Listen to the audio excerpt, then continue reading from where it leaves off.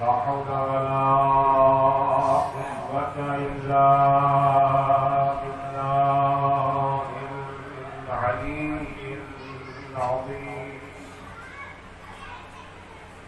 أعوذ بالله من الشيطان اللعين الرجيم.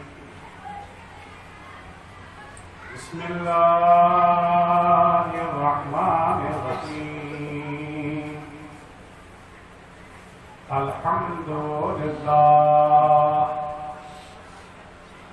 والصلاة والسلام على رسول الله وعلى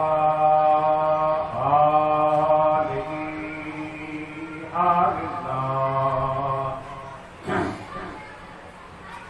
لا سيما بقية الله ولعنة الله على أعدائهم أعداء الله من يومنا هذا إلى لقاء الله. أما بعد فقد قال الله بسم الله الرحمن الرحيم. تبارك الذي بيده الملك وهو على كل شيء قدير. الذي خلق الموت والحياة ليبلوكم أيكم أحسن عملا وهو العزيز الغفور. صدق الله.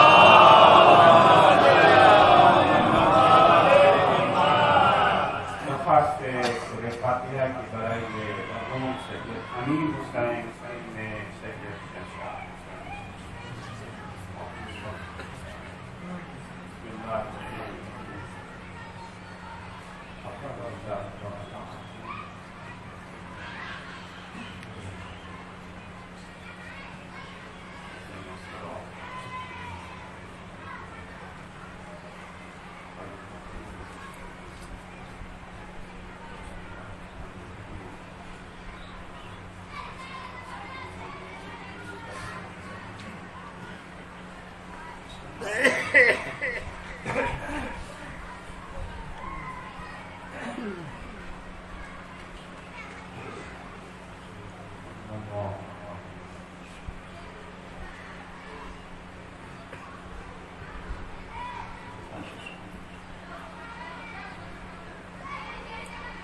احترام گرامی نماز ظہر کے وقت 55 منٹ ہے. اسلاف کے بارے میں اس سے زیادہ نہیں ہوتی، لہذا پورے حوصلے کے ساتھ درخواست ہے.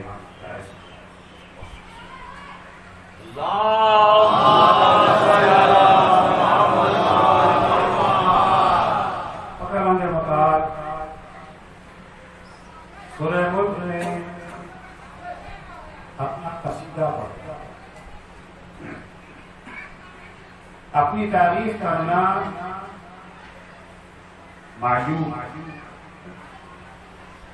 لیکن ان کے لیے جن کا اپنا کچھ نہیں. ہم انسان کتنی ہی اعلیٰ منزلوں پر پہنچ جائیں مگر اپنا کچھ نہیں. جو کچھ ہے سب اس کی عطا ہے. تو ظاہر سی بات ہے جب ہمارا کچھ ہے ہی نہیں تو ہمیں اپنا قصیدہ پڑھنے کا حق کیا ہے؟ لیکن جو ہر چیز کا مالک ہے، جس کا کمال خیراتی نہیں ہے ذاتی ہے، اسے تو حق ہے نا اپنا قصیدہ پڑھنے کا. لہذا پروردگار اس سورہ ملک کی ابتدائی آیتوں میں ارشاد ہوتا ہے تبارک الذی بیدہ الملک، بابرکت ہے وہ ہستی، بابرکت ہے وہ ہستی جس کے قبضے قدرت میں ساری کائنات کی حکومت، جو پوری کائنات کا مالک ہے، مالک ہی نہیں ہے قادر بھی ہے۔ ابھی بہت سے مالک ہوتے ہیں مگر قادر نہیں ہوتے۔ کھیت ہی ہمارا ہے مگر اس کی طرف آپ اٹھا کے دیکھ بھی نہیں سکتے۔ بڑی بڑی حویلیوں کے پاس اب سے آپ بھرتے ہوئے گزرتے تھے، کبھی ہماری ہوا کرتی، کاغذات میں بھی ہمارا ہی نام ہے مگر قبضہ کسی اور کا ہے۔ تو یہ مالک ہے مگر قادر نہیں ہے۔ اللہ اس مالک کا نام ہے جو مالک بھی ہے اور قادر بھی ہے۔ ایک صلوات پڑھیں گے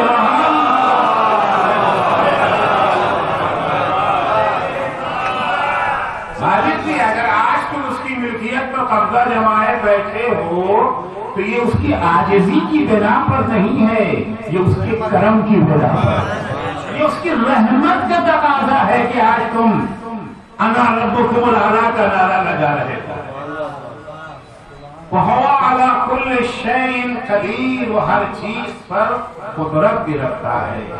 اور پھر اپنی قدرت کا ایک نمونہ پروردگار بیان کرتا ہے کہ تم بہت چیز کے قادر ہو مگر اس پر قادر نہیں ہو۔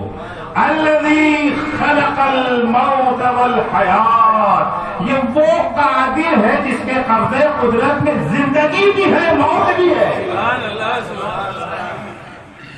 وہ پیسوں کے مالک ہو سکتے ہو، دولت کے مالک ہو سکتے ہو، سب سے حکومت پر قبضہ جما سکتے ہو، لیکن موت و حیات کے مالک نہیں ہو۔ تمہاری ساری کوششیں ہو جاتی ہیں بچانے کے لیے مگر بچا نہیں پاتی ہے نا۔ لاکھوں لاکھ روپے خرچ ہو جاتے ہیں، جہاں یقین ہو جاتا ہے کہ یہ بچ گئے۔ یہ بہت ساری ایسے قصے ہمارے سامنے آئے ہیں، بہت سارے افراد تھے اسپتالوں میں ایڈمٹ تھے، دعائیں بھی ہو رہی تھی، علاج بھی ہو رہا تھا، یہ بھی خبر ہے کہ الحمدللہ حالت ان کی اچھی ہے۔ جب سب مطمئن ہو گئے کہ حالت اچھی ہے تبھی موت۔ اتنے قصے واقعات ابھی آپ کے سامنے، نہ موت تمہارے قبضے میں ہے نہ حیات تمہارے قبضے میں ہے۔ اللہ اس مالک کو قادر کا نام ہے جس کے قبضے میں موت بھی ہے حیات۔ یہ جملہ یہاں استعمال کیا ہے کہ الذی خلق الموت والحیات، جس نے موت کو بھی پیدا کیا ہے اور زندگی کو بھی پیدا کیا ہے۔ پیدا وہ چیز کی جاتی ہے جس کا وجود ہوتا ہے، عدم پیدا نہیں کیا جاتا۔ معدوم کو پیدا کرنے کا تصور نہیں ہے۔ لفظ پیدائش اور خلقت وہاں استعمال کیا جاتا ہے جہاں امر وجودی ہو۔ یہ گھر بنایا یا مائک بنایا وجودی چیزیں ہوتی ہیں، ہونے کے بارے میں جو خلقت ہے نہ ہونے کے بارے میں خلقت نہیں ہوتی ہے۔ یہاں پروردگار کہہ رہا ہے ہم نے موت کو بھی پیدا کیا، حیات کو بھی پیدا کیا۔ اگرچہ ہمارے عام تصور کیا ہے کہ موت امر معدوم ہے، موت کیا ہے زندگی کا نہ ہونا، یہ نہ کہا جاتا ہے۔ موت یعنی زندگی کا نہ ہونا تو عدم ہے، وجود نہیں ہے، اس کے لیے خلق کا لفظ بے معنی ہے۔ پروردگار نے خلق کا لفظ استعمال کر کے بتایا ہماری نگاہ میں جیسے زندگی موجود ہے ویسے ہی موت بھی موجود ہے، نہ زندگی فنا ہے نہ موت فنا ہے۔ صلوات پڑھیں گے۔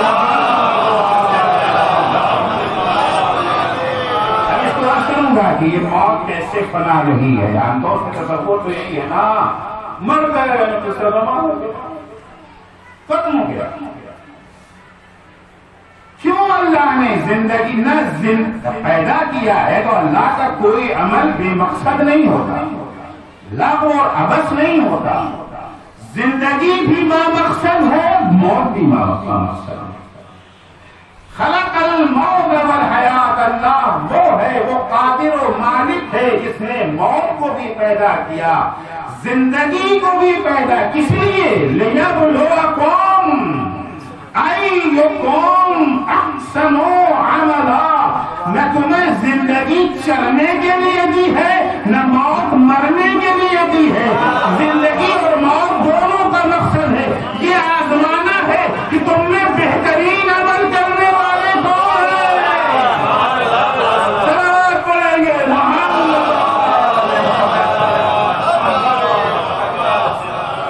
کیا آزمانا ہے؟ یہ نہیں آزمانا کہ تم میں اچھا کون اور برا کون۔ مقابلہ اچھے اور برے میں نہیں ہے۔ لِيَبْلُوَكُمْ أَيُّكُمْ أَحْسَنُ عَمَلًا، آزمانا یہ ہے کہ تم میں بہترین عمل کرنے والا کون ہے۔ یعنی انسان تجھ سے تو برائی کی توقع بھی نہیں ہے، مقابلہ اچھے اور زیادہ اچھے میں ہے۔ لِيَبْلُوَكُمْ أَيُّكُمْ أَحْسَنُ عَمَلًا، یہ تمہیں آزمانا ہے۔ وَهُوَ العزیز الغفور، اللہ اپنا تعارف اور کراتا ہے، اللہ عزیز بھی ہے اور معاف کرنے والا ہے۔ یہ اردو والا عزیز نہیں ہے۔ ہمارے عزیز کسے کہتے ہیں؟ جو ہمارے رشتے دار ہیں، ہماری خالہ ہے، ماموں ہے، موالی ہے، چچی ہے، بھائی ہے، کزن ہے، بھتیجے ہیں، بھانجے، ان کو ہم عزیز کہتے ہیں نا، یہ ہمارے عزیز ہیں۔ خوب اللہ تو لم یلد ولم یولد ہے، اللہ کی کسی سے کوئی رشتے داری تو نہیں ہے نا، نہ اس کا کوئی باپ ہے، نہ ماں ہے، نہ بیٹا ہے، نہ پوتا ہے، نہ پوتی ہے، نہ بھتیجا ہے، نہ کوئی نہیں ہے۔ عزیز عربی میں کچھ اور معنی دیتا ہے، اردو میں کچھ اور معنی دیتا ہے، لفظ ایک ہی ہے۔ مشکلیں آتی کبھی کبھی ایک لفظ دیکھ کر کے بہت سے لوگوں کو غلط فہمی ہو جاتی ہے، عربی کے لفظ کو اردو سے ملا دیتے ہیں۔ مثال کے طور پر جنرل بات آئی ہے، اس کا دے رہا ہوں خمس۔ بہت سے لوگ کہتے ہیں کہ قرآن میں تو خمس ہے کہ مال غنیمت پر خمس ہے۔ مال غنیمت کیا ہے؟ جنگ میں جو ملے، نہ جنگ ہے نہ مال غنیمت ہے، مال غنیمت اور مال غنیمت ہمارا اسے کہتے ہیں جنگ تو جنگ میں حاصل ہو۔ قرآن مجید کی آیت ہے وَاعْلَمُوا أَنَّمَا غَنِمْتُم مِّن شَيْءٍ فَإِنَّ لِلَّهِ خُمُسَهُ وَلِلرَّسُولِ، جو تمہیں غنیمت میں ملے اس کے خمس سے قرآن کی واضح آیت ہے۔ مگر یہ بھول جاتے ہیں کہ اردو کی غنیمت اور ہے، عربی کی غنیمت اور ہے۔ عربی میں غنیمت ہر فائدے کو کہا جاتا ہے، من لہ الغنم فعلیہ الغنم، غنم فائدہ، غنم نقصان، جس کے لیے فائدہ ہے اسی کے لیے نقصان ہے، جو بھی تمہیں فائدہ ملے۔ تو عربی میں جب غنم کا لفظ استعمال ہوتا ہے فائدے کے لیے، مال غنیمت بھی فائدے کی ایک قسم ہے۔ مگر چونکہ آشنائی نہ ہونے کی بنا پر، شباہت کی بنا پر ہم کبھی کبھی غلط فہمی کا شکار ہو جاتے ہیں۔ اسی طریقے سے عزیز عربی کا اور ہے، اردو کا اور۔ عزیز کا روٹ کیا ہے؟ وہ عزت۔ عزیز کا روٹ کیا ہے؟ عزت۔ عزیز یعنی صاحب عزت۔ اب عزت کیا ہے؟ وہ ہمارے معاشرے کی عزت اور ہے، اسلام کی عزت اور ہے۔ ہمیں ہمارے یہاں کس کو عزت دی جاتی ہے؟ اس کے بعد ڈھیر سارا پیسہ ہو۔ عزت کا ایک بڑا سبب ہے نا، انگوٹھا چھاپ ہے، کچھ نہیں جانتے، چھٹے ہوئے بدماش ہیں، مطلب پیسہ بہت ہے۔ ابھی وہ مجلس میں یہاں آ جائیں، بس کیجیے، زندہ مثال دے رہا ہوں، بہت سے لوگ آ رہے ہیں، آ کر کے بیٹھ جا رہے ہیں، کسی نے بلایا آ کے آئیے، نہ میں نے بلایا نہ آپ نے بلایا، کسی نے بلایا آ رہے، جس کو لفا دل نہیں بیٹھ جا رہا۔ اچھا بھی وہ آ جائیں، ارب پتی ہیں ماشاء اللہ، ایک آدھا مبارک بھی بنوا دیا، ایک آدھا نصیب بھی بنوا دیا۔ اب کیسا پیسہ آیا ہے، کئی نمبر کا ہے، اسے کوئی مطلب ہی نہیں، ہمیں تو یہ اس سے کیا لینا دینا ہے۔ ابھی وہ آ جائیں، ہمیں معلوم ہے انگوٹھا چھاپ ہے، کیریکٹر بھی نہیں ہے۔ ابھی اگر وہاں بیٹھے تو ہوگا کیا؟ ہلکم تو آگے آئیے، شاید میں بھی ممبر سے کہوں کہ آگے آئیے۔ یہ عزت ہم کس لیے دے رہے ہیں؟ سبب کیا ہے؟ علم، تقویٰ، خدمت خلق تو اللہ۔ دوسرا سبب جو ہمارے معاشرے میں عزت کا وہ کیا ہے؟ ابھی کوئی یہ جو ہے منتری جی آ جائیں، وہی منتری جی جن کو ان کے آنے سے پہلے ہم سب بیٹھ کر کے گالیاں دے رہے ہیں۔ کلیکٹر کا عالم یہ ہے، کردار کا عالم یہ ہے کہ سب متفق ہے۔ ابھی اگر وہ آ جائیں اور وہاں بیٹھنے لگے، وہاں کوئی بیٹھنے دے گا انہیں؟ یہ پرانا عزت دینا ہے کہ نہیں ہے؟ تو یہ ہمارا معیار عزت ہے۔ اسلام کا معیار عزت کیا ہے؟ قرآن کا معیار عزت کیا ہے؟ معصومین کا معیار عزت کیا ہے؟ ان کے ہاں معیار عزت ہے تقویٰ۔ ان اکرمکم عند اللہ اتقاکم۔ نہ دولت ہے، نہ عہدہ ہے، نہ منصب ہے، جس چیز کی بنا پر عزت دی جا سکتی ہے اس کا نام کردار ہے، کیریکٹر ہے اور تقویٰ ہے۔ صلوات پڑھیں گے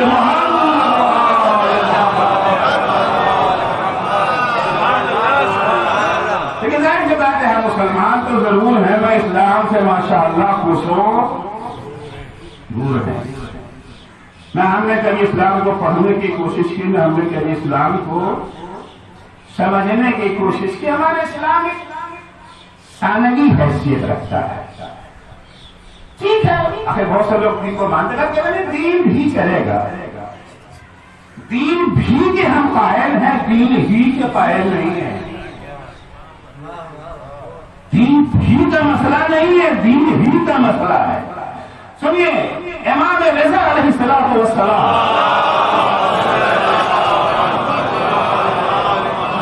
ایک دوسرے کے احترام کرنا چاہیے، عزت دینی چاہیے، تواضع انکسار اسلام کا حکم۔ کس کے آگے تواضع؟ تواضع کس کے آگے؟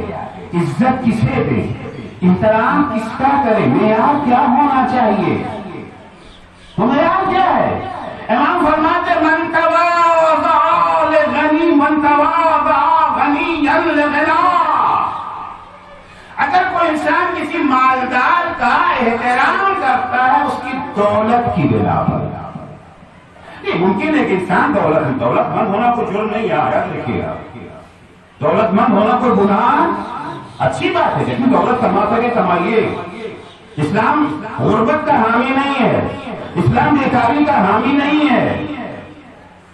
امام محمد باقر علیہ السلام فرماتے ہیں لا خیر فی من لا یحب جمع المال، جو مال حاصل نہیں کرنا چاہتا اس میں کوئی بھلائی نہیں ہے۔ اسلام کاہلوں کا دین نہیں ہے، اسلام فقیروں کا دین نہیں ہے، لیکن اسلام دولت کا پجاری بھی نہیں ہے۔ دولت حاصل کرو قانون کے دائرے میں رہ کر، دولت حاصل کرو شریعت کے دائرے میں رہ کر کے۔ خود دولت کوئی مقصد نہیں ہے اور نہ شجر ممنوع ہے۔ آپ دولت حاصل کریں، من تواضع غنیا لغنا، لیکن انسان دولت مند بھی ہے اور ساتھ ساتھ خادم خلق بھی ہے۔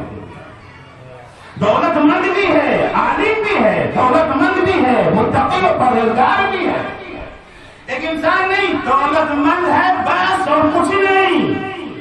امام فرماتے من تواضع غنیا لغنا، اگر کوئی کسی مالدار کی عزت کرتا ہے، اس کے سامنے تواضع سے پیش آتا، آیا تو کھڑا ہو گیا اس کے احترام، کیوں؟ اس کی دولت کی وجہ سے۔ ایک دفعہ آپ نے احترام کیا اس کے علم کی بنا پر، اس میں حرج نہیں ہے۔ احترام کیا اس کے خدمت خلق کی بنا پر، اس میں کوئی حرج نہیں ہے۔ ماشاءاللہ اللہ نے اس کو دولت بھی دی، حلال طریقے سے کمایا بھی ہے، اور اپنی بستی کے سارے غریبوں کا خیال رکھتا ہے، اس کا احترام کرتے اس کی خدمت کی بنا پر۔ نہیں لیکن کیوں اس کا احترام کر رہے ہیں؟ اس کی دولت کی وجہ سے۔ امام فرماتے ذہب ثلث دین، اس احترام کرنے والے کا 2/3 دین چلا گیا۔ اس کو وہ معمولی بات سمجھ رہے تھے نا، زیادہ ثلث دین، 2/3 دین چلا گیا۔ تو اسلام میں عزت کا معیار نہ دولت ہے، نہ عہدہ ہے، نہ منصب ہے، نہ بلکہ ہے کیا؟ تقویٰ ہے، کیریکٹر ہے، کردار ہے۔ آپ سنیں عربی زبان میں عزت کا معنی کیا ہوتا ہے؟ عزت یعنی شکست نہ کھانا. عزیز وہ ہے جو میدان جنگ میں کسی سے ہارے. جو شکست کھا گیا وہ ذلیل ہے. جس نے شکست نہیں کھائی وہ عزیز ہے. سبحان اللہ سبحان اللہ. جسے کوئی شکست نہ دے سکے وہ عزیز ہے. شکست نہ کھانا ہے عزت. ادھر میں قرآن کہتا ہے عزت فقط 3 لوگوں کے لیے ہے. للہ العزت وللرسول وللمؤمنین. ساری عزت اللہ کے لیے ہے, رسول کے لیے ہے, مومنوں کے لیے ہے. اب اگر پرکھنا ہے کہ ہم مومن ہیں یا نہیں تو یہ دیکھیے جو میدان جنگ ہمارا شیطان سے ہے, شیطان سے اگر ہار گئے تو ذلیل, اور اگر شیطان سے جیت گئے تو عزیز بھی ہے اور مومن بھی ہے. صلوات پڑھیں گے.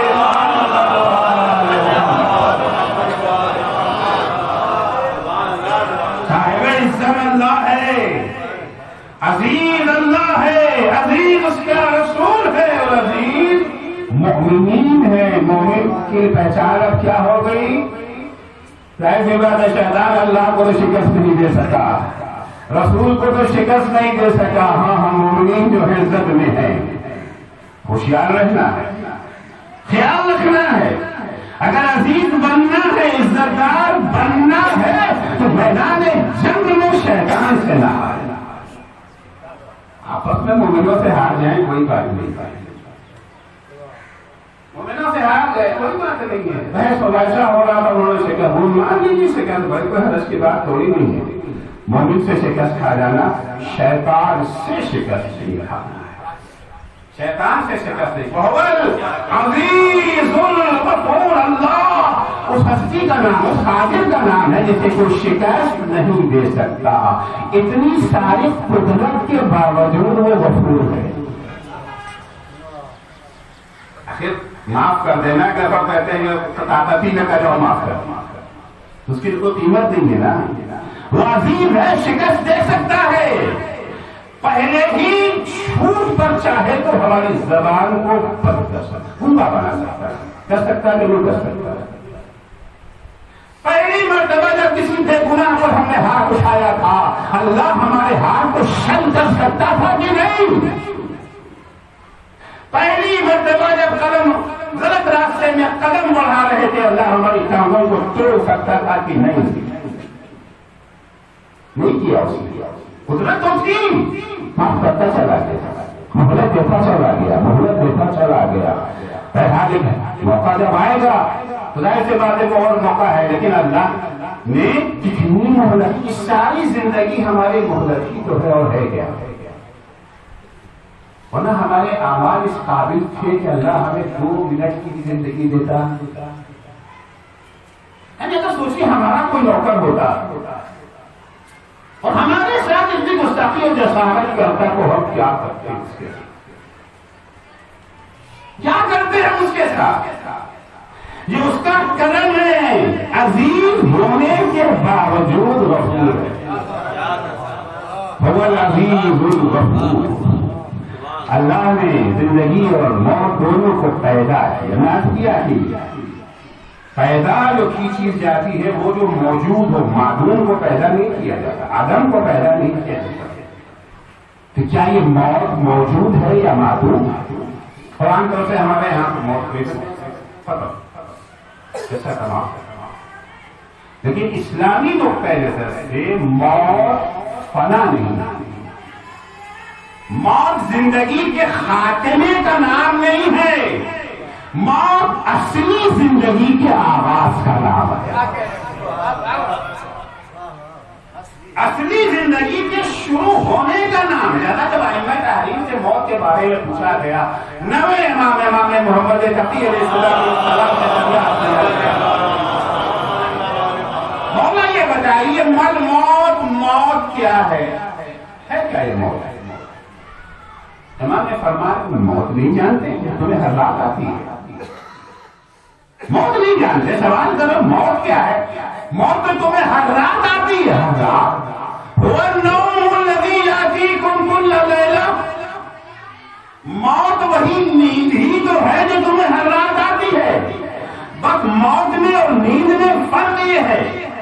موت کی نیند میں آنکھ جلدی کھل جاتی ہے، موت میں آنکھ کھلے گی مگر دیر سے۔ وَالنَّوْمُ الَّذِي يَأْتِيكُمْ كُلَّ لَيْلَةٍ وَمُدَّتُهُ طَوِيلٌ لَا يُنْتَبَهُ إِلَّا يَوْمَ الْقِيَامَةِ۔ نیند کا دورانیہ مختصر ہے، 8 گھنٹہ، 6 گھنٹہ، 10 گھنٹہ، 12 گھنٹہ، الگ الگ لوگوں کے اعتبار سے، لیکن موت کا دورانیہ طویل ہے۔ اب جو سوئے تو قیامت میں جاگیں گے، مگر یہ بھی نیند ہے، وہ بھی نیند ہے، نہ یہ فنا ہے نہ وہ فنا ہے۔ صلوات پڑھیں گے محمد۔ موت کیا ہے؟ نیند ہے۔ سونے سے پہلے اخبار والے سے کہہ کے سوتے اخبار پہنچاتے، دودھ والے سے کہہ کے سوتے شہروں میں دودھ پہنچا دینا، بریڈ والے سے کہہ کے سوتے ہیں بریڈ پہنچا دینا۔ جب سوتے ہیں تو جاگنے کے بعد کا انتظام کر کے سوتے ہیں یا بغیر انتظام کے سوتے ہیں؟ انتظام کر کے سوتے ہیں نا۔ موت نیند ہے، ارے سو رہے ہو تو کم سے کم جاگنے کے بعد کا انتظام تو کر کے سو۔ نیند ہے، هو النوم الذي يأتيكم كل ليلة إلا أن مدته طويل لا ينتبه منه إلا يوم القيامة۔ دورانیہ تھوڑا لمبا ہے۔ کہیں سے معصوم سے پوچھا گیا موت کیا ہے؟ جواب ملا موت پھل ہے۔ حضرت فرماتے والموت جسر، موت پھل ہے۔ سرکار سید الشہداء عصر عاشور کے دن جنگ شروع ہو چکی، جنگ اپنے شباب پر ہے، شہیدوں کے لاشیں گر رہے ہیں۔ ظاہر سی بات ہے کہ تھوڑی سی تو تعداد ہے، امام اپنے انصار میں جوش بھرتے ہیں، فرماتے ہیں صبراً بنی کرام، اے فرزندان کرامت، ڈٹے رہو میدان میں، کیا ہوگا؟ ٹھیک ہے ہماری تعداد چھوٹی تھی، ہم کم ہیں، مختصر ہیں، ہم 32,000 کا لشکر یا اس سے بھی زیادہ۔ صبراً بنی کرام، اے فرزندان کرامت، ڈٹے رہو۔ کیا ہوگا؟ زیادہ سے زیادہ یہی تو ہوگا نا، ان کے تیر، ان کے نیزے، ان کی تلواریں ہماری زندگی چھین لے گا، اور کیا کریں گے؟ موتی تو آئے گی، اور کیا ہوگا؟ موت الا القنطرہ،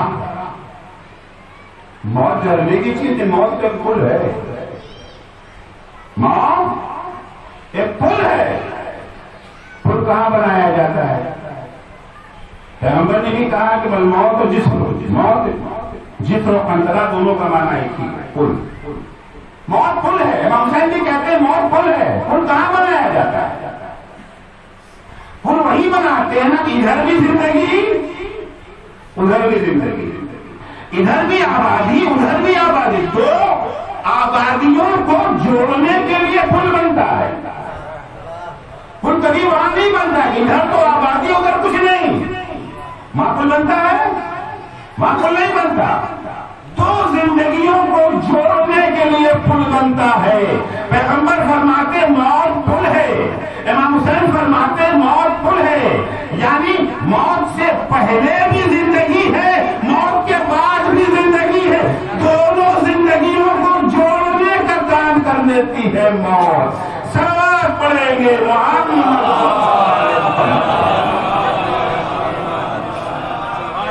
موت فنا نہیں ہے، موت مٹ جانا نہیں ہے، موت فائل کا بند ہو جانا نہیں ہے کہ فائل کرو جیسے تھے، جو بھی تھے، اچھے تھے برے تھے، ہم نہ کرو۔ آپ نے زندگی بسر کی لوگوں کے حقوق کا احترام کر، حرام حلال کا خیال کر کے، کسی کو ستایا نہیں، کسی کو اذیت نہیں دی، کسی کی غیبت نہیں کی، کسی پہ تہمت نہیں لگا، اور ہم نے خدا نہ خواستہ پوری زندگی گناہوں میں سب ان کا لوٹا، ان کا مارا، ان کا کھایا، خوب عیش سے کھاتے رہے، آپ تکلیفوں میں مبتلا رہے۔ خدا کی بات سب کا خیال رکھیں گے تو مشکل تو ہو جاتا ہے نا۔ زندگی میں اتنی آسان تو نہیں رہ جائے گی، سب کا خیال رکھنا ہے، حرام نہ ہو، حلال نہ ہو، شبہات میں کسی غیبت نہ ہو، تہمت نہ ہو، ہر کہیں پر اگر گناہ کرتے دیکھا تو ٹھوک دیا، کیونکہ واجب ہے نا اچھائی کی دعوت، امر بالمعروف نہی منکر، تو ظاہر سی بات ہے ایسے لوگوں سے تو لوگ کیا خیال ان کے بارے میں، انہوں نے اپنی مشکلات کے ساتھ زندگی، ہاں بالکل بے خوف ہو کر کے چین سے آرام کی زندگی بسر کیا، مرنے کے بعد ہم دونوں برابر ہو، کیونکہ مرنے کے بعد کچھ ہے ہی نہیں نا، فنا ہے، زندگی ختم ہو گئی۔ قرآن کہتا ہے نہیں، حدیث میں نہیں، مرنے کے بعد تو اصلی زندگی شروع ہوگی۔ یہ زندگی تو تیاری کی زندگی ہے۔ ابھی آفس میں کام کرنے جاتے ہیں نا، 8 گھنٹہ وہاں جاب کرتے ہیں، 16 گھنٹہ گھر پہ آرام کرتے ہیں، اصلی زندگی کون سی ہے؟ آفس والی ہے گھر والی؟ گھر کے لیے آفس جاتے ہیں یا آفس کے لیے گھر آتے ہیں؟ گھر کے لیے آفس جاتے ہیں یا آفس کے لیے گھر آتے ہیں؟ کسان کھیت میں کام کرتا ہے، گھر کے لیے کھیت میں آتا ہے یا کھیت میں آتا ہے یا گھر جاتا ہے کھیت میں آنے کے لیے؟ دکاندار دکان میں بیٹھتا ہے، گھر کے لیے دکان میں بیٹھتا ہے یا دکان کے لیے گھر جاتا ہے؟ اصلی زندگی اور تیاری کی زندگی، کھیت کی زندگی تیاری کی زندگی ہے، آفس کی زندگی تیاری کی زندگی ہے، جاب کی زندگی، دکان کی زندگی تیاری کی، گھر کی زندگی اصلی زندگی ہے۔ اسی طرح سے ابھی دنیا کی زندگی تیاری کی زندگی ہے، موت کے بعد کی زندگی اصلی زندگی ہے۔ سب پڑھیں گے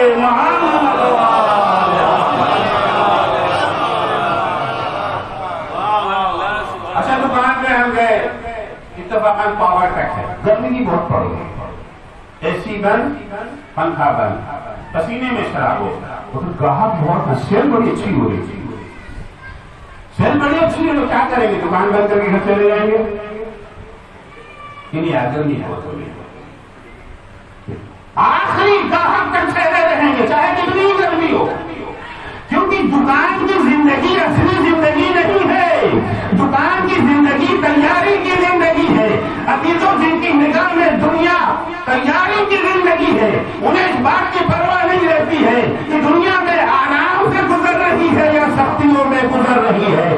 اگر تیاری ہو رہی ہے، نتیجہ یہ ہے جو کہ سوکھی روٹی کھاتے رہے، پیمن لگا کپڑا پہنتے رہے، مگر جب سر پہ تلوار لگی تو علی کی زبان پہ آیا خود تو رب الکعبہ، رب کعبہ کی قسم علی دنیا سے کامیاب جا رہا ہے۔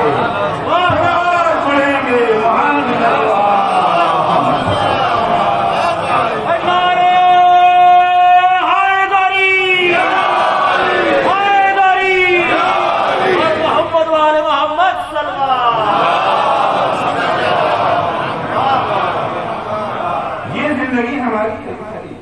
کہاں کی وہاں کی، لیکن وہاں وہی ملے گا جو یہاں بولا ہے۔ صاف صاف قرآن کی آیات دھوکے میں نہ رہے، یہ بچا لے گا، وہ بچا لے گا، وہ بچا لے گا، وہ بچا، خود تو قرآن کے مقابلے میں کوئی چیز ٹک نہیں سکتی۔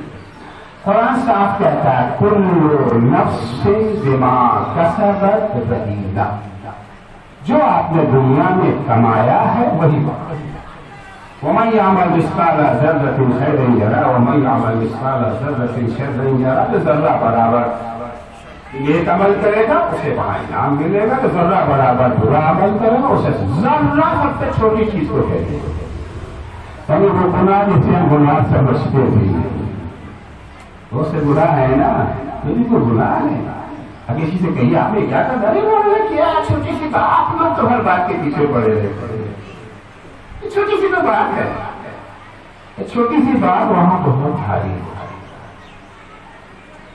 چھوٹی سی بات وہاں بہت بھاری ہوتی ہے۔ ہم بات چیزوں کو اہمیت نہیں دیتے، ہم سوچتے ہیں 4 اچھے کام کرنے میں بڑا بات ہو گیا، نماز پڑھ لیں پوری قرآن کے ساتھ، الحمدللہ ساری چیزیں خلق سے نکالیں گے، جو نکلنا ہے وہ بالکل نہیں نکلنا ہے۔ نماز ہماری بہت اچھی ہو گئی، روزہ کے رکھتے ہیں ماشاءاللہ، کوئی روزہ چھوٹتا نہیں ہے، حج واجب ہو گیا وہ بھی دے دیا، ہم تو زکات بھی دیتے ہیں، ہم تو زکات بھی دیتے ہیں۔ یہ اسلامی تعلیمات کا ایک گوشہ ہے جسے عبادات کہا جاتا ہے۔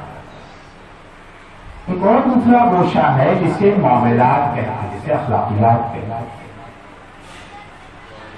حکم نہیں ہے کہ ماشاءاللہ محرم کی اداداری بھی ہم کرتے ہیں، خوب روتے ہیں، خوب آنسو بہاتے ہیں۔ ماشاءاللہ جلالی گریا کرنے والوں مشہور ہے۔ میں پہلی مرتبہ یہاں مجلس پڑھ رہا تھا 22-23 سال پہلے، تو ہم سے کہا کہ مولانا زیادہ مسائل نہ پڑھیں، کیونکہ یہاں والوں سے برداشت نہیں ہو پاتا، بہت باقی لوگ ہیں یہاں اور ہم تو ماشاءاللہ ہوتے بھی بہت ہیں، زیادہ بھی کراتے ہیں، حج بھی کرائے ہیں، تو حساب کتاب کو جنت کپور رکھی ہے، ان کسی کو جواب نہیں، تو ان کی بات نہیں کرا جو نماز بھی پڑھتے تو تھا بھی نہیں رہا، ان کی بات کرا۔ عبادات بھی تو ماشاءاللہ بڑا اچھا ہے، مگر اخلاقیات میں، معاملات میں، لوگوں کے ساتھ برتاؤ میں اپنے آگے کبھی کسی کو سمجھتے ہی نہیں، جس کی جب چاہا عزت و آبرو کو نیلام کر دیا، ان کی غیبت کیا، ان کے تہمت لگایا، ان کا مال ہڑپ کیا، طاقتور بھی ہے، بہت بڑی بھی ہے، ماشاءاللہ سے کبھی کسی کو سیٹا ہی نہیں۔ گھر بنانے چلے تھے، دو فٹ ادھر بڑھ گئے، دو انچ ادھر بڑھ گئے، بیچارہ چلاتا رہا، کون سنتا ہے اس کی فریاد کو؟ اچھا جس کے پاس شکایت کہنا ہے صاحب ہو ماشاءاللہ مولانا عسکری صاحب اتنے متقی پرہیزگار بھلا میں اچھا کوئی بھی کیا ہو گیا تو چھوڑو، کوئی بات کوئی سنوائی نہیں، کوئی ایسے ایسی کی سنوائی ہوتی ہے ہمارے یہاں، لیکن اب قیامت کا دن آیا تو سنیے وہاں کیا ہوگا۔ سرکار ختمی مرتبہ حضرت محمد مصطفیٰ صلی اللہ علیہ وسلم یاتی من امتی یوم المحشر بصلاۃ وصیام وزکات وحج، قیامت کے دن میری امت میں سے، یہودی کی بات نہیں ہو رہی، میری امت میں کچھ ایسے لوگ میدان محشر میں لائے جائیں گے، یوم الحساب ہے نا، مجھے ایک چیز کا حساب دینا پڑے گا، حساب دینے والا جو خدا، وہ خدا کہتا ہے کفا بنا حاسبین، ہمیں اکیلے حساب لینے کے لیے کافی ہے۔ امت میں ایک شخص لایا گیا، شان سے لایا گیا، مقبول نمازیں لے کر کے آیا ہے، کیونکہ ثواب عمل میں نہیں ملتا، مقبول عمل پہ ملتا ہے۔ میں جس پڑھ رہا ہوں اس کا ثواب نہیں جب تک یہ قبول نہ ہو، ہاں پڑھ لیا ثواب نہیں، اللہ معلوم میں قبول ہوئی یا نہیں ہوئی، پڑھنا ایک کام ہے، قبول کے لائق بنانا دوسرا کام ہے۔ پڑھا ہے تو کتنا اخلاص پایا جاتا ہے، یہ کس لیے پڑھا تھا؟ اللہ کے لیے یا آپ کی واہ کے لیے پڑھا گیا؟ کس لیے پڑھا تھا؟ مجلس سے پڑھ رہے تھے پورا زور لگا کے لفافہ موٹا کروانے کے لیے پڑھ رہے تھے یا اللہ سے قبول کروانے کے لیے پڑھ رہے تھے؟ اور ہزار میں لگے ہیں نا، صدقہ دیا تو ہے دکھانے کے لیے، کس لیے؟ تو ثواب کس چیز پر ہے؟ عمل ہے مقبول۔ کیا کہنا اور افراد کا جن کی نمازیں قبول ہو جائیں، جن کے روزے قبول ہو جائیں، جن کا حج قبول ہو جائے۔ پیغمبر فرماتے ہیں محشر کے دن ایک شخص ایسا آیا جائے گا میری امت کا جس کے پاس مقبول نمازیں ہیں، جس کے پاس مقبول روزہ ہے، مقبول حج ہے، مقبول زکات ہے، ثواب کا ڈھیر لے کر کے آیا گیا، اسے تو پکا یقین ہے کہ تو فوراً جنت میں نہیں جائیں گے۔ نیک اعمال پیش کر چکے، اب آواز دے بھائی کسی کو ان سے کوئی شکایت ہے؟ ہاتھ اٹھایا، یا اللہ ہمیں شکایت ہے۔ کیا شکایت ہے؟ یاتی من امتی یوم المحشر بصلاۃ وصیام وزکات وحج وقد هتك هذا وشتم هذا وضرب هذا واكل مال هذا۔ مقبول نماز، مقبول روزہ، مقبول حج، مقبول زکات لے کر کے آئے تھے، اخلاقیات کا عالم یہ تھا، ان کی توہین کی ہے، انہیں گالی دی ہے، انہیں تھپڑ مارا ہے، ان کا مال کھا گئے۔ وہاں تو ڈر نہیں نا ہے، یہاں تو ڈر لگتا ہے کہ FIR میں کھانے جائیں گے تو تھانے دار ہمیں کو بند کر دے گا. ان کا اثر رسوخ بہت ہے نا تھانے میں، الٹا ہمیں بند کر دیے جائیں گے، کون جائے گا ان کو شکایت نہیں کر سکتے. وہاں تو ڈر نہیں ہے نا. یا اللہ مجھے شکایت ہے، انہوں نے بھرے مجمع میں میری توہین کی. دوسرا کھڑا ہوا، یا اللہ انہوں نے مجھے گالی دی تھی. تیسرا کھڑا ہوا، یا اللہ میں کمزور تھا، انہوں نے مجھے تھپڑ مارا ہے. چوتھا آ گیا، یا اللہ میرا مال کھایا ہے. مال کی شکایت لینے والا کبھی غیر ہے کبھی اپنا ہے. بھائی بہن کھڑے ہو گئے، ابا کا انتقال ہوا تھا، میراث سے چھوڑ کے ابا گئے تھے. یہ بڑے تھے، ہم سب چھوٹے چھوٹے تھے. ساری میراث ہڑپ لی، اچھے اچھے کھیت کھول دیا، خراب خراب بنتے تھے. شکایت کدھر کھڑے ہوئے ہیں؟ وہ جو آیا کہ یا اللہ اس نے ہماری توہین کی تھی، ہم ان کے یہاں سے سامان لینے آئے تھے، انہوں نے 10 روپے کا مال 20 روپے میں بیچا. مجھے پتا نہیں تھا، میں نے 20 روپے کا لے لیا. خوب بناتی ہے مجھے. اگلی دکان میں گیا، پتا چلا 10 روپے کا، پلٹ کے آئے واپس دے گا جاگ کے بگا دیا. مجھے میرا 10 روپیہ دلا ہے، مجھے میرا 10 روپیہ دلا دے. اور وہ بتایا کرتے دو بھائی ان کے 10 روپیہ دو. ہم 10 روپیہ کہاں سے لائیں؟ آپ جب فلائٹ میں بیٹھتے ہیں تو پرچہ ملتا ہے نا کہ یہ چیزیں فلائٹ میں لے جانا منع ہے. ماچس نہیں لے جا سکتے، لائٹر نہیں لے جا سکتے، اسلحہ نہیں لے جا سکتے، ہے نا. اور جب آخرت کی فلائٹ میں بیٹھتے تو ہمیں ایک پرچہ ملتا ہے. سونا نہیں لے جا سکتے، چاندی نہیں لے جا سکتے، درہم نہیں لے جا سکتے، ڈالر نہیں لے جا سکتے، پاؤنڈ نہیں لے جا سکتے. سب وہاں چھوڑ کے آئے تھے 10 روپے میں. اور کیا کرے گا؟ کہتے کہ میرے پاس نہیں ہے. دنیا میں ہوتا ہے نا، آپ نے لون لیا، آپ کے پاس نہیں، آپ دن بھر بینک کرپسی اعلان دیتے نا. بینک کرپٹ ہو گیا، آپ معاف ہو جاتے ہیں نا. بڑی بڑی کمپنیاں یہ تو کر رہی ہیں، یہ بزنس ہی چل رہا ہے. بینک کرپسی، وہاں بینک کرپسی نہیں ہے. تو اب کیا ہوگا؟ 10 روپیہ تو نہیں ہے، 10 روپیہ نہیں ہے، کوئی بات نہیں. تم حج کرنے گئے تھے پچھلے سال؟ ہاں اللہ حج کرنے گئے تھے، بالکل بڑے خلوص سے سب کچھ کیا تھا. تو حج کا ثواب کے لیے دیکھو، اللہ 4.5 لاکھ روپے خرچ ہوئے تھے محنت کریں. یہ 4.5 لاکھ روپے کا حج 10 روپے میں جائے گا. جب مولانا تاجروں کے درمیان، بزنس مین کے درمیان موعظہ کر رہے تھے کہ دیکھو ہوشیار رہنا، کوئی پردیسی مسافر تمہیں دھوکہ دے کے نہ چلا جائے. سب ہنسنے لگے. مولانا کو بزنس کی خبر ہی نہیں ہے. ارے پردیسی ہمیں کیا دھوکہ دے گا؟ ہم پردیسی کو دھوکہ دیں گے. پردیسی آیا گھڑی لینے، ہم سے پتہ ہی نہیں کہ کیا قیمت ہے. ہم نے 500 روپے کی گھڑی 1000 روپے میں بیچ دی، اسے تو پتا نہیں. تو ٹوپی ہم نے پہنایا نا، یا اس نے ہمیں ٹوپی پہنائی؟ تو کہنا آپ کیا کہتا، یہی تو میں کہہ رہا ہوں. کہیں ایسا نہ ہو کہ پردیسی مسافر تمہیں دھوکہ دے کر کے ٹوپی پہنا کے چلا جائے. پھر آپ وہی بات کہہ رہے کہ بھائی اگر معاملہ دنیا کا ختم ہو جاتا تو بات تمہاری صحیح، تم نے اسے ٹوپی پہنائی، لیکن جب معاملہ آخرت میں آئے گا، جب 500 روپے کے بدلے میں 4.5 لاکھ کا حج دینا پڑے گا، کس نے کس کو ٹوپی پہنائی؟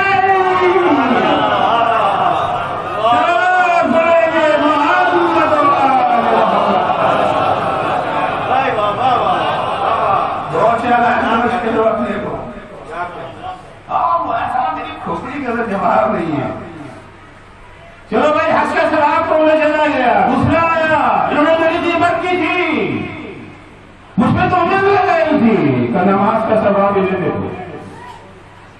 تیسرا آیا، انہوں نے ہماری پراپرٹی ہڑپ کرنی تھی کہ کربلا کے ثواب انہیں دے دو، مجلسوں کا ثواب انہیں دے دو، آسموں کا ثواب انہیں دے دو. ایک ایک کر کے جا رہا ہے. اس کو بڑا بھروسہ تھا ہمیں. اچھا کچھ وہ ہوتے ہیں جنہوں نے ماشاءاللہ ہمارے خیر بہت کی ہیں اور ہمارے شر تھوڑے سے کیے، تو کچھ دینے کے بعد بھی اکاؤنٹ میں اچھا خاصا بس گیا، امید تھی کہ جنت میں محل ملے گا، چلو محل نہیں جھوپڑی سے جھوپڑا تھا، لیکن پاس تو رخا ہوتے ہیں۔ زندگی میں کبھی کسی کو نہیں سمجھا، شکایت کرنے والوں کی لمبی لائن لگی ہوئی ہے، سارے نیک اعمال چلے گئے، کچھ نہیں بچا، مگر شکایت کرنے والے کھڑے ہوئے ابھی بھی ہیں۔ اب کیا ہوگا؟ اب تو بینک سے اعلان ہو جائے نا، اب تو کچھ نہیں بچا نا، نہیں ابھی بھی بینک رفسی کی باری نہیں آئی۔ پیغمبر فرماتے ہیں اخذت من خطایا وطرحت علیہ، اب جب نیک اعمال آپ کے پاس نہیں رہے گے، شکایت کرنے والے موجود ہیں جن کے ساتھ بد اخلاقی کی ہے، گالیاں دی ہے، مارا ہے، ظلم کیا ہے، زیادتی کی ہے، توہین کی ہے ان کی، اب ان کے گناہ ان کے نامہ اعمال میں لکھے، اپنے ہی گناہ پہلے سے کہاں کم تھے کہ دوسروں کے گناہ کا بوجھ بھی اٹھانا۔ کل نفس بما کسبت رہینا، اس زندگی کی تیاری کری۔ مولا کائنات سے کسی نے پوچھا مولا وہاں کی تیاری کیسے کی جائے؟ جانا ہے نا، وہاں جانا تو ہے، یہ ہمارے بس میں نہیں کہ نہیں جائے، کاش ہمارے بس میں ہوتا نہ جانا، نہ جاتے، یہ تو ہمارے سلیمان نبی کے بس میں نہیں تھا، تو ہمارا آپ کا کیا بس کرا؟ جانا تو ہے نا، جانے کی وہاں تیاری کریں۔ جنہوں نے پوچھا مولا سے من استعداد للموت، موت کی تیاری کیسے کریں؟ امام نے 3 جملہ فرمایا کہ تشریح کا موقع نہیں ہوتا، اسے بیان کر کے میں جس کو اختتام کی طرف لے جاؤں گا۔ مولا فرماتے ہیں موت کی تیاری، تیاری کا مطلب کیا ہے؟ یعنی جنت میں جا سکے، رہتے بس جہنم میں کوئی زندگی نہیں جانا چاہتا۔ آپ کسی سے پوچھے میں کہاں جانا چاہو گے، جنت میں یا جہنم میں، کیا جواب ہوگا؟ ایک آدمی ملے گا جو کہتے کہ جہنم میں جانا ہے، چاہے اس کے اعمال ایسے ہوں کہ وہ جنت کی خوشبو بھی نہیں سن سکتا، مگر جواب کیا ہوگا؟ جنت۔ آپ مولا سے پوچھے تجھے کہاں جانا ہے، کیا کہے؟ جنت۔ شیخ کہاں جانا چاہتا ہے؟ جنت۔ عمر سعد کہاں جانا چاہتا ہے؟ صبح عاشورہ میں عمر سعد نے لشکر حسین پر حملے کا حکم دیا تھا، تو کیا کہا تھا؟ یا خیل اللہ ارکبی وابشری بالجنہ، اے سپاہیوں نے خدا حسین پہ حملہ کرو، تمہیں جنت کی بشارت ہے۔ سردار جوانوں نے بارش کا سر کاٹ رہے تھے جنت میں جانے کے، جانا تو سب کو جنت کی خواہش ہے نا، تو تیاری کاہے کی کرنا ہے؟ جنت میں جانے کی۔ من استعداد للموت، موت کی تیاری کیسے کریں؟ مولا فرما دے 3 کام کرنا ہے، پھر گنتی گنا کر کے چھوڑ دیں۔ اداء الفرائض، پہلا کام جو تمہیں کرنا ہے وہ یہ کرنا ہے، پہلا کام یہ کرنا ہے کہ جن چیزوں کو اللہ نے واجب قرار دیا ہے اسے اچھا، اب بتا سیکھنا پڑے گا نا کیا کیا واجب ہے، اور پتہ ہی نہیں ہے کیا کیا واجب ہے تو کیا عمل کیسے کریں گے۔ واجتناب المحارم، دوسرا کام یہ ہے کہ جن چیزوں کو اللہ نے حرام قرار دیا ہے اس سے دوری اختیار، وہ بھی سیکھنا پڑے گا۔ کیا ہم تو بہت سی چیزوں کو حرام ہی نہیں سمجھتے، مثلا دو بھائیوں کا آپس سے بول چال بند کر لینا اسے حرام سمجھتے ہیں، تو گھر کی روایت ہے، کسی بات پہ جھگڑا ہو گیا، بھائی بھائی بول چال مان بندی نہیں، مرتے وقت وصیت بھی کر رہے بچوں سے کہ دیکھو بھیا کے بچوں سے کبھی نہ ملنا، کیا بتائیے یہ جو ہے وصیت بھی حرام ہے، اس وصیت کو ماننا بھی حرام ہے۔ کہتے رہیں یعنی آپس سے بول چال بند کر لینا، حالات چاہے کیسے بھی ہوں، رشتہ نہیں ٹوٹنا چاہیے۔ قطع رحم حرام ہے، صلہ رحم واجب ہے۔ کچھ بھی ہو گیا زیادتی بھی کر لیا بھیا نے، کوئی بات نہیں، بول چال نہیں بند کرنا۔ بیمار ہو گئے ان کی عیادت کو جانا ہے، کیا انہوں نے کتنی زیادتی ہمارے ساتھ کی ہے، ان کیا خوشی ہے مبارکباد دینے جانا ہے، چاہے ٹیلیفونی کے ذریعے سے، رابطہ نہیں ٹوٹنا چاہیے. اب کیا ہے؟ تہاجر حرام ہے. تہاجر کیا ہے؟ دو مومنین آپس میں رشتہ توڑ رہے ہیں. کوئی رشتہ نہیں ہے کہ دو مومن ہیں. ہوتا نا کہ آئے تو تھے مجلس میں کسی بات پہ ہو گئی, ایک نے شروع کر دیا بی جے پی کی تعریف کرنا, دوسرے نے کانگریس کی تعریف کرنا. یہ اچھے وہ برے ہوگا. اس کے بعد 2-4 بار نماز میں آتے سب سے مسافر ہے کہ ان سے نہیں کرتے مسافر. اسے کہتے ہیں تہاجر. یہ بھی حرام ہے. بس قطع رحم اور تہاجر میں فرق یہ کہ تہاجر میں 3 دن کی چھوٹ ہے. 3 دن تک اگر آپ 2-4 نہیں کرتے ہیں تو فرشتے گناہ لکھیں گے نہیں, لیکن چوتھے دن بھی اگر اکڑے رہے تو گناہ کا میٹر شروع ہو جائے. اور قطع رحم میں 1 دن کی بھی چھوٹ ہے. تو سیکھیں کہ حرام ہے کیا کیا. ہم تو سمجھ رہے شراب پینا حرام, الحمدللہ نہیں پیتے. زنا کرنا حرام ہے, الحمدللہ نہیں کرتے. سود کھانا حرام ہے, الحمدللہ سود. ہاں تو بچے پرہیزگار ہیں. اس فہرست کو سیکھیں کیا کیا حرام. تیسری چیز کیا ہے؟ والاجتماع علی المکارم. اخلاقی اقدار سے یہ 3 چیزیں ہیں موت کی تیاری کے لیے. اگر واجبات کو انجام دے رہے ہیں, محرمات سے اپنے کو بچا رہے ہیں, اخلاقی اقدار سے اپنے کو راستہ کر لیا ہے, اذن لا یبالی ابقا الموت ولا ينبغى علی الموت. اب اسے اس بات کی پرواہ نہیں رہ جاتی ہے موت اس پہ آ پڑے یا وہ موت پہ جا پڑے, کیونکہ موت یعنی بہشت میں جانے کا دروازہ. بہشت میں جانے کا دروازہ. تو جن لوگوں نے اپنے کو اس قابل بنا لیا تھا, مولا فرماتے تھے نا کہ ابو طالب کے بیٹے کو اس بات کی پرواہ نہیں ہے کہ موت اس پر آ پڑے یا وہ موت پر جا پڑے. یہی علی اول کا بیان تھا, یہی علی ثانی کا بیان تھا. اس وقت امام حسین کا قافلہ کربلا کی طرف جا رہا تھا. قافلہ کربلا کی طرف جا رہا تھا. اچانک امام حسین کی زبان پر ایک جملہ آتا ہے, انا للہ و انا الیہ راجعون. بس یہ سننا تھا کہ شہزادہ علی اکبر بابا کے پاس آ کے کہتے, بابا کلمہ تو برحق ہے مگر اس وقت کیوں؟ امام فرماتے تھے بیٹا تھوڑی دیر کے لیے آگ لگ گئی. میں نے خواب میں دیکھا کوئی کہہ رہا ہے قافلہ جا رہا ہے موت کے منہ میں جا رہا. جناب یہ اکبر سوال کرتے, بابا اولسنا علی الحق, کیا بابا ہم حق پر نہیں ہیں؟ کیا ہم نے فرائض کی ادائیگی میں کوئی کوتاہی کی ہے؟ محرمات سے دوری اختیار کرنے میں کوئی نقص رہ گیا ہے؟ اخلاقی اقدار سے آراستگی میں کوئی کمی ہے؟ نہیں بیٹا نہیں. جناب یہ اکبر کہتے اذن لا تبالی ہو, بابا پھر موت کی کیا پرواہ ہے. یہ صرف علی اکبر کا جملہ نہیں ہے, جتنے بھی حسین کے ہمراہ ہیں سب کا یہی نعرہ ہے, ہمیں موت کی کیا پرواہ. ہر ایک موت کو گلے لگانے کو بیچے. جو موت کو گلے لگا سکتے تھے میدان جہاد میں وہ اپنی تیاری میں ہیں, اور وہ خواتین جن کے لیے میدان جہاد میں جانا ممکن نہیں تھا وہ اپنے گود کے پالے کو سمجھا کرتے.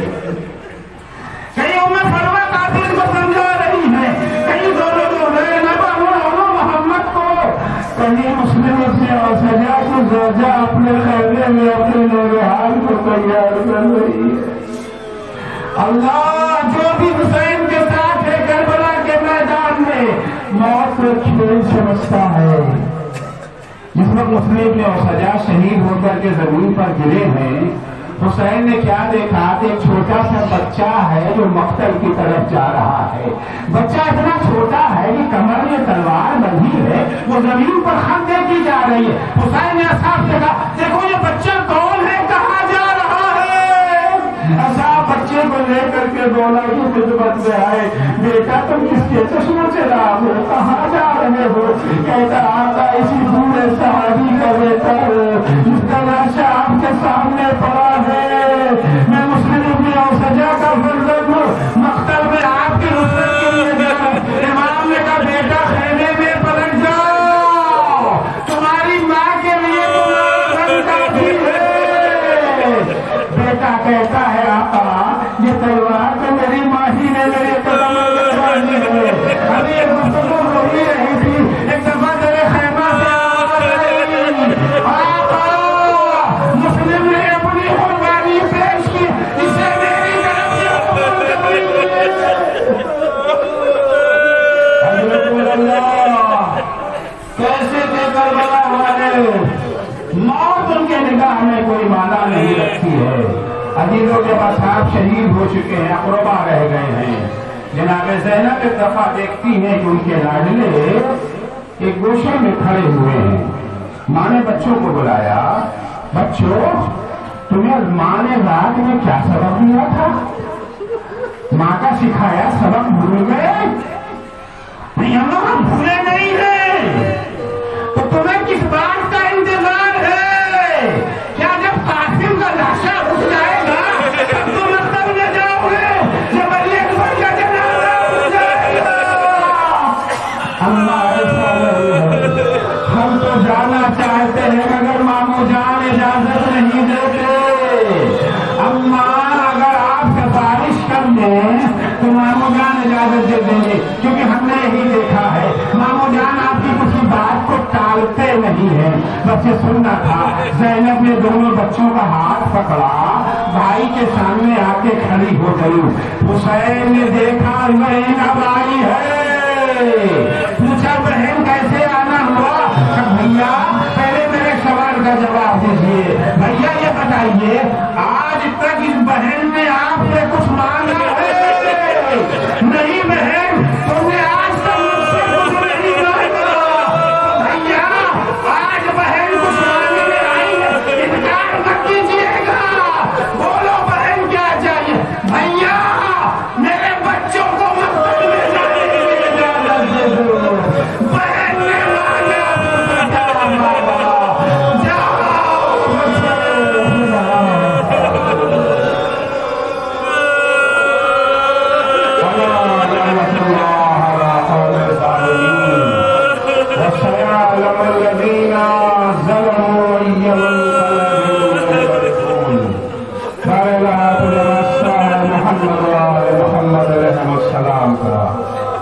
ہماری اس مختصر سی عبادت کو قبول فرما۔ مامور سچے میں اہل بیت اطہار علیہ السلام نے ہمیں توفیق عنایت فرما، مرنے سے پہلے اپنے تمام واجبات کو بجا لائیں، محرمات سے دوری اختیار کریں، اور اگر کوئی گناہ ہو گیا ہے تو اس کی توبہ کر کے دنیا سے۔ بار الہ ہمیں اخلاقی اقدار سے آراستہ ہونے کی توفیق کرامت فرما۔ معبود جو مومنین و مومنات بیمار ہیں انہیں شفائے کاملہ عاجلہ عنایت فرما، جو مقروض ہیں ان کے قرضوں کو ادا فرما، جو پریشان حال ہے ان کی پریشانیوں کو دور فرما۔ بار الہ صدقے میں اہل بیت اطہار علیہ السلام کے شیعیان حیدر کرار، محبان اہل بیت اطہار، زائران سید الشہداء، عزاداران مظلوم کربلا، جہاں کہیں بھی ہو ان کی جان مال عزت آبرو کی حفاظت فرما۔ بار الہ مراجع کرام اور رہبر معظم انقلاب اسلامی کی حفاظت فرما۔ بار الہ سچے میں اہل بیت اطہار علیہ السلام کے مرحوم سید امین حسین کو اپنے دامن غفران و رحمت میں جگہ عنایت فرما، ان کے بعد مندگان کو صبر اور اجر عنایت فرما۔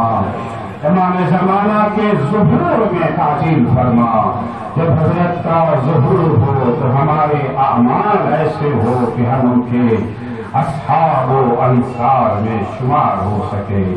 اللهم عجل في فرج مولانا صاحب الزمان واجعلنا من عوامه وانصاره. بفرض درخواست ہے پھر فاتحہ کی برائے مرحوم سید امیر حسین ابن سید شمشاد حسین مرحوم. بسم اللہ الرحمن الرحیم.